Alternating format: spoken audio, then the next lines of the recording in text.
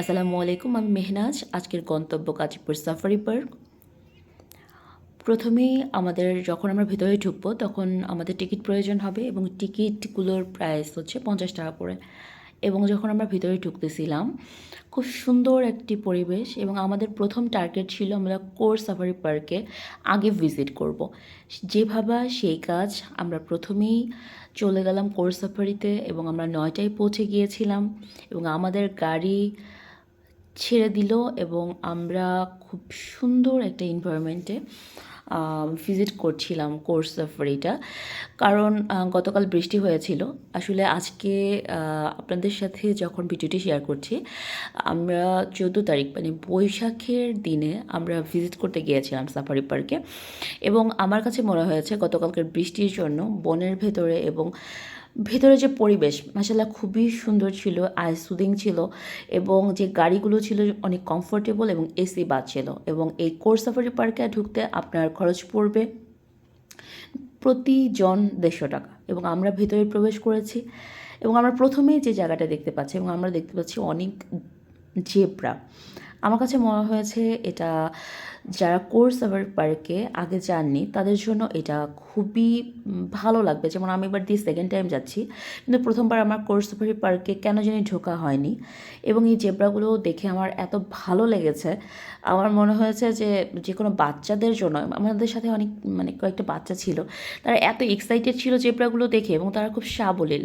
এবং আমরা বাসের ভিতরে ছিলাম, প্রাণীগুলো বাইরে দিয়ে হাঁটতেছিল, খুবই ভালো লাগছিল। এখন যেখান দিয়ে যাচ্ছি একদম পুরো একটা বন, আপনি যখন এদিক দিয়ে যাবেন মানে অনেক ভালো লাগার অনুভূতি কাজ করবে। এবং এই জায়গাগুলো ভাগ ভাগ করা, আমরা যেমন এখন প্রবেশ করেছি সাফারি পার্ক 2তে, এখন হরিণ সাফারি পার্কে।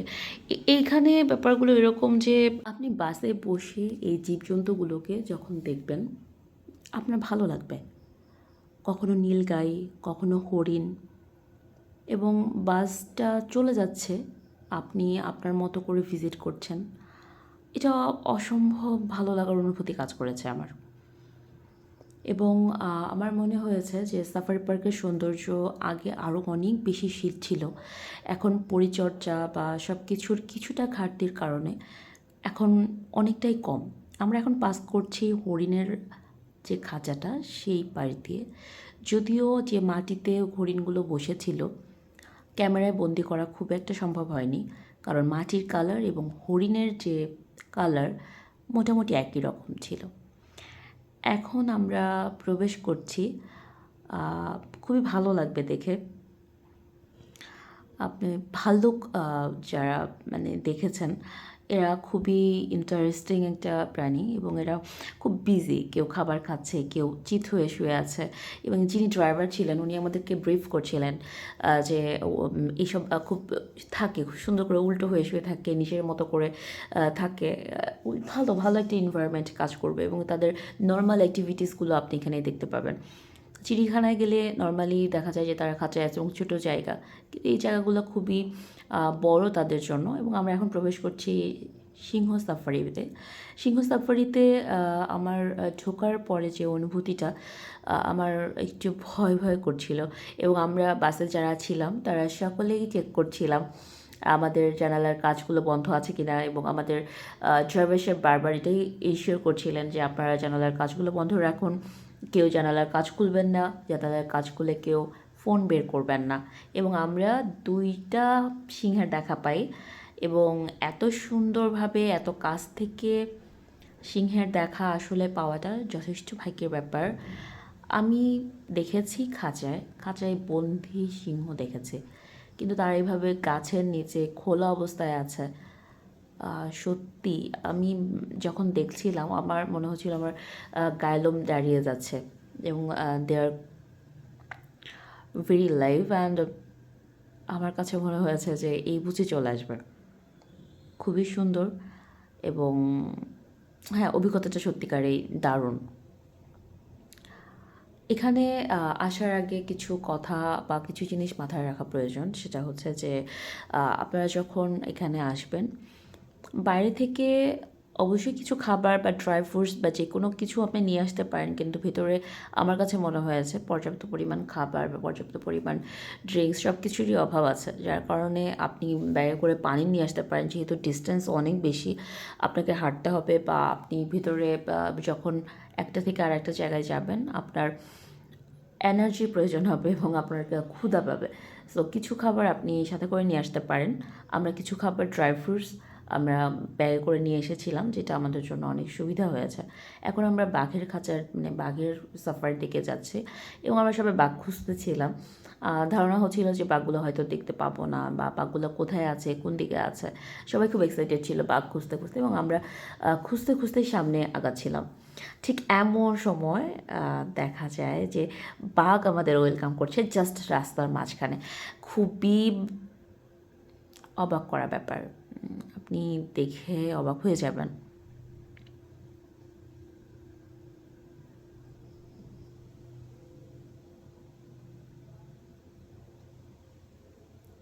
মূলত এই সময় তাদের খাবারের গাড়ি ঢোকে, যার কারণে হয়তো গাড়ির শব্দ পেয়ে সে ভেবেছে খাবার এসেছে। কিন্তু এটা হোয়াইট টাইগার বা হোয়াইট কালার বলে ওরা, রয়্যাল বেঙ্গল টাইগার না। বাট আমার কাছে মনে হয়েছে এবারের সাফারি পার্ক ভ্রমণের এই সিংহ এবং বাঘকে এত কাছ থেকে দেখতে পাওয়াটা, এটা আমার জন্য, এবং এভাবে খোলা অবস্থায় তারা ঘুরে বেড়াচ্ছে, এটা আমার জন্য খুবই ইন্টারেস্টিং ছিল। আমার ভালো লেগেছে।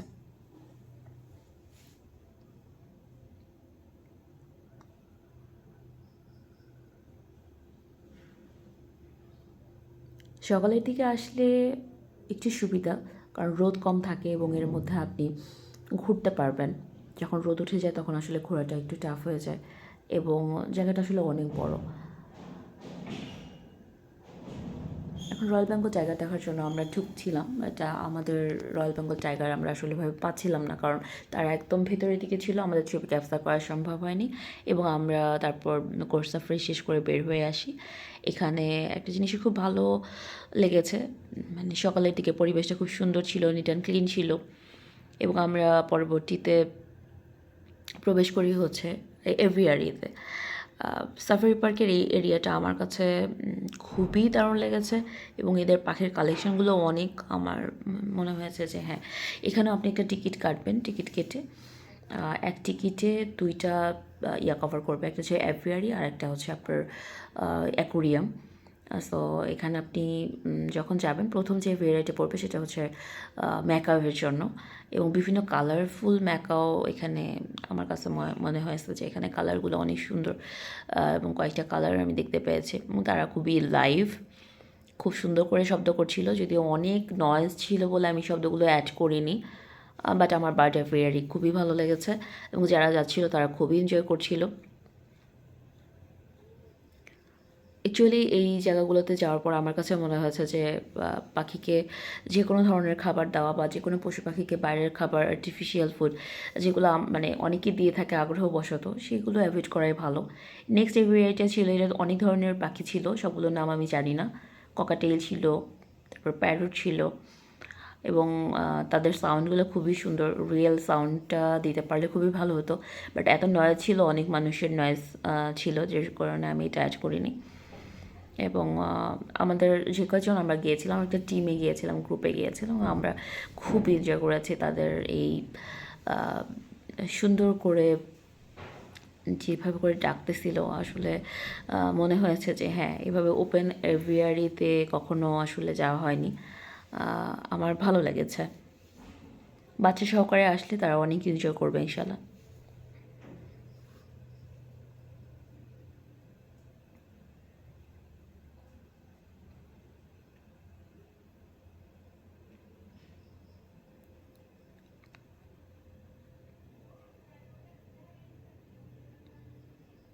ম্যাকাও পাখিগুলো আসলে অনেক বেশি সুন্দর, এবং তারা খুব লাইভ। এবং আমার পরবর্তীতে ঢুকলাম হচ্ছে ফিশ অ্যাকোরিয়ামে। ফিশ অ্যাকোরিয়ামগুলো আমার কাছে অনেক অনেক ইন্টারেস্ট মনে হয়নি। আমার মনে হয়েছে যে ঠিক আছে, ভালো, কিন্তু আরও অনেক কালেকশন বা রাখা যেত হয়তো। যাই হোক, খারাপ না। এখানেও ভালো সময় কেটেছে, কজ কিছু ডিফারেন্ট কালারফুল ফিশ ছিল।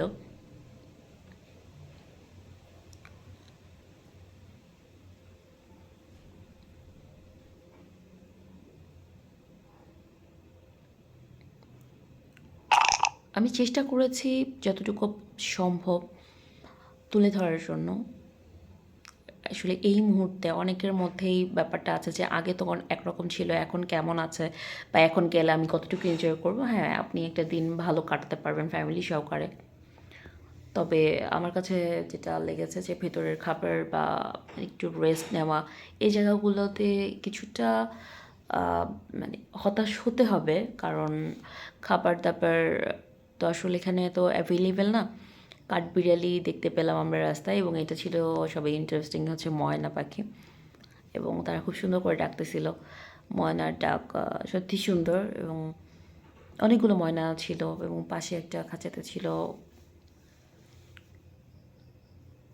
খরগোশ, এবং তারা ঘুমাচ্ছিল। এই জন্য আমরা খরগোশগুলোর সাথে ভালো সময় কাটাতে পারিনি। কিন্তু ময়না আমাদের সাথে কথা বলতেছিল। ময়নার সাউন্ডও অ্যাড করা পসিবল হয়নি। এবং আমরা পরবর্তীতে আমি এটাকে ভুল ভেবেছিলাম, ভাবছিলাম এটা সারস কিনা। পরে সেটা জানতে পারি সেটা হচ্ছে টাক মদন বা মদন টাক, এই ধরনের একটা নাম। এবং কিছু মেনটেনেন্স যে জিনিসগুলো আছে, যে উপরের নামগুলো আমি ভালো বুঝতে পারতেছিলাম না। সো বাট পার্টগুলো অনেক সুন্দর, এবং ভেতরের পরিবেশ এত সুন্দর ছিল সেদিন।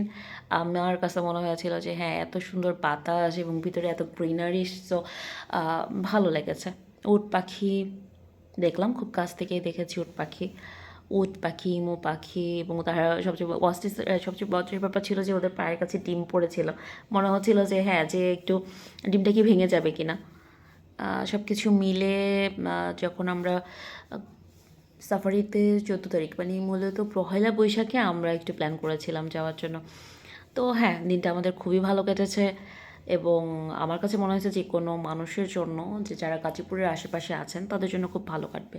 তবে হ্যাঁ, একটা কথা আমার ফার্স্টেই বলা দরকার ছিল, কিভাবে যাবেন। ঢাকা থেকে যে কোনো গাড়িতে আপনারা গাজীপুর চৌরাস্তা, অথবা যদি ডিরেক্ট চলে যান তাহলে বাঘের বাজারে নামতে হবে। বাঘের বাজার নেমে সেখান থেকে অটো রিক্সা করে আপনারা চলে যাবেন হচ্ছে তাদের গাজীপুর সাফারি পার্ক। হ্যাঁ, আমরা এখন ঢুকেছি ময়ূরের খাঁচাতে, এবং আমার মনে হয়েছে সবচেয়ে মানে ইন্টারেস্টিং, এবং এত ময়ূর আছে এখানে আপনার চোখ ধাঁধিয়ে যাবে, এবং খুব সুন্দর। অপলক দৃষ্টিতে তাকিয়ে থাকতে হবে। আসলে আমি কথা বলতেছিলাম আমার টিমমেট বা যারা গিয়েছিলাম আমরা, যে এত সুন্দর কালার ময়ূরের, এটা আসলে সৃষ্টিকর্তা যে বানিয়েছে, মানে এত সুন্দর কালার কম্বিনেশন করা কারো পক্ষে পসিবল না সৃষ্টিকর্তা ছাড়া। এবং আগের দিন বৃষ্টি হওয়াতে প্রত্যেকটা ময়ূরই পাখা মেলেছিল, পেখম মেলেছিল, এবং আমরা ময়ূরের নাচ দেখতে পাই। আমাদের এটা খুবই ভালো লেগেছে। খাবার ভেতরে খাইনি, আমরা দুপুরের খাবার বাইরে বের হয়ে তারপরে খেয়েছি। এবং আমার কাছে মনে হয়েছে যে আপনি একটা দিন কাটানোর জন্য সকাল থেকে 9টার দিকে ঢুকলে দুপুরের মধ্যে আপনার মোটামুটি ঘোরা শেষ হয়ে যাবে, এবং আপনারা ভালো এনজয় করবেন। আশা করি ভালো থাকবেন। পরবর্তী কোনো ভিডিওতে আবার কথা হবে আপনাদের সাথে।